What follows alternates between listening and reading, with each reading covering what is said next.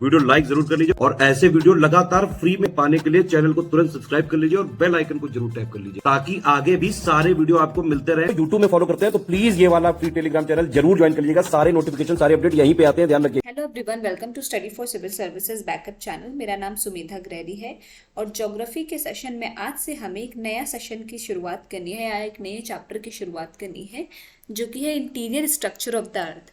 जो हमारी पृथ्वी है उसका जो इंटीरियर स्ट्रक्चर है या हम कहेंगे जो सतह है वो कैसा है, उसका स्ट्रक्चर कैसा है, किससे बना हुआ है, इन सब चीज़ों के बारे में हम आज से डिस्कस करना शुरू करेंगे। ठीक है, चलिए सेशन स्टार्ट करते हैं। देखिए लिखा है scientist have considered the following sources as the basis for knowing the internal structure of the earth. अब साइंटिस्ट ने किन चीज़ों को आपका बेसिक स्ट्रक्चर माना है, बेसिक एक तरीके से हम कहेंगे सोर्स माना है जो इंटरनल स्ट्रक्चर है हमारे अर्थ का, उसको पढ़ने के लिए, उसके बारे में जानने के लिए। तो आर्टिफिशियल सोर्सेज हैं वो तीनों कौन कौन से हैं?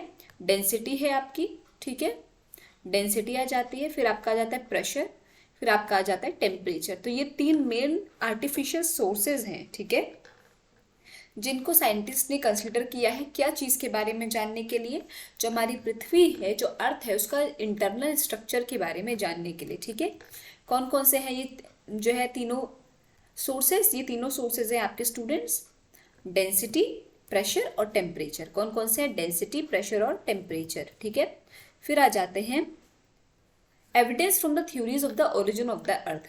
अब जितनी भी थ्योरीज आई हैं, जितनी भी हम कहेंगे स्टडीज आई हैं, उनसे जो है हमने एविडेंस लिया है ये जानने के लिए कि ओरिजिन ऑफ द अर्थ जो है कैसे हुआ। जैसे कि आपकी बिग बैंग थ्योरी से भी हमने यही जाना था, इन्फ्लेशन थ्योरी से भी जाना था, टाइडल हाइपोथेसिस है उससे भी हमने यही सब जाना है। तो उनके बारे में थोड़ा सा जानते हैं कि एविडेंस हमने कौन कौन से थ्योरी से ली है और उनके बाद हमने क्या अनुमान लगाया कि अर्थ के ओरिजिन कैसे हुआ। ठीक है, तो जब जो प्लैनेटेसिमल हाइपोथेसिस है, ठीक है, वो क्या बताता है कि कोर ऑफ द अर्थ जो है वो क्या है? कोर ऑफ द अर्थ एक सॉलिड स्टेट में है। क्या है?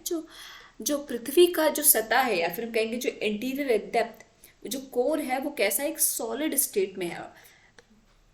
और जो टाइडल हाइपोथेसिस हमारी क्या बताती है कि वो क्या है, लिक्विड स्टेट में है।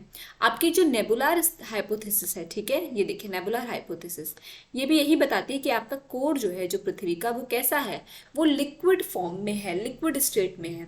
जबकि प्लैनेटेसिमल हाइपोथेसिस क्या बताती है कि अर्थ का कोर आपका कैसा है, सॉलिड है। ठीक है, thus it is clear from these two contrary assumption that the core of the earth is either solid or liquid।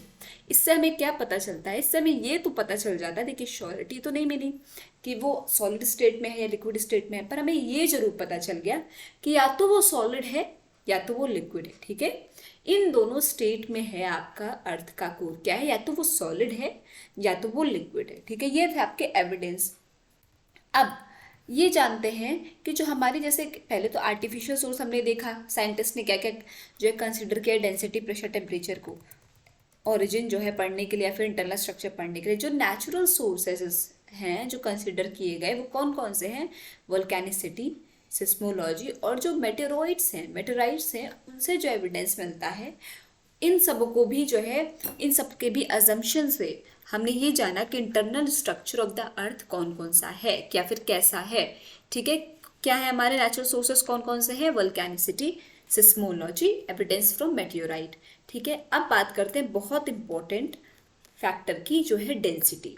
ठीक है, according to Newton's law of gravity the density of earth is 5.5 gram per centimetre cube, whereas the density of the earth crust is about 3 gram per centimetre cube.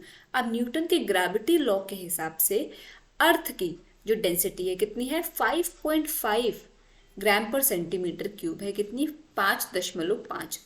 जबकि अर्थ की जो सतह है, जो crust है, उसकी डेंसिटी कितनी है? 3 ग्राम पर सेंटीमीटर क्यूब। ये किसके हिसाब से है? न्यूटन का जो ग्रेविटेशनल लॉ है उसके हिसाब से। ठीक है, लॉ ऑफ ग्रेविटी के हिसाब से। तो this indicate that the density of the core of the earth would be greater than 5.5। अब ये चीज़ देखिए, क्योंकि डेंसिटी अर्थ की कितनी है? 5.5 और उसके क्रस्ट की, ऊपरी भाग की, ऊपरी सतह की कितनी है? 3। तो ये चीज़ ये ज़रूर हमें इंडिकेट करती है जब अर्थ की डेंसिटी 5.5 है, उसके क्रस्ट की 3 है, तो जो डेप्थ में जाएंगे यानी जो कोर होगा वो 5.5 से भी क्या होगा, ज़्यादा होगा। ठीक है, क्योंकि यहाँ से हमने ये अनुमान लगाया है, ये देखा है, ये चीज़ पाई है कि जो क्रस्ट से आप जैसे लोअर जाएंगे तो डेंसिटी क्या है, बढ़ रही है। ठीक है, तो ऑब्वियसली जब डेंसिटी बढ़ रही है, इंक्रीज हो रही है, तो आपकी जो डेंसिटी होगी कोर की वो 5.5 जो कि अर्थ की डेंसिटी है उससे ज़्यादा ही होगी। ठीक है, generally the density is taken as 11 gram per centimeter cube, which is 7 to 8 times heavier than the water. This indicate that density of interior is higher. ठीक है, क्या दिखाता है कि डेंसिटी ऑफ इंटीरियर क्या है, हाइयर है। ठीक, तो आज का सेशन यहाँ पे एंड करते हैं। आई होप आपको डेंसिटी का कॉन्सेप्ट अच्छे से समझ में आया होगा। कोई भी डाउट हो स्टूडेंट्स तो प्लीज़ कमेंट सेक्शन में कमेंट करके ज़रूर बताइएगा, और अभी तक अगर आपने चैनल को लाइक शेयर सब्सक्राइब नहीं किया है तो प्लीज़ कीजिए और बेल बटन को प्रेस करना ना भूलिए। Thank you so much for watching.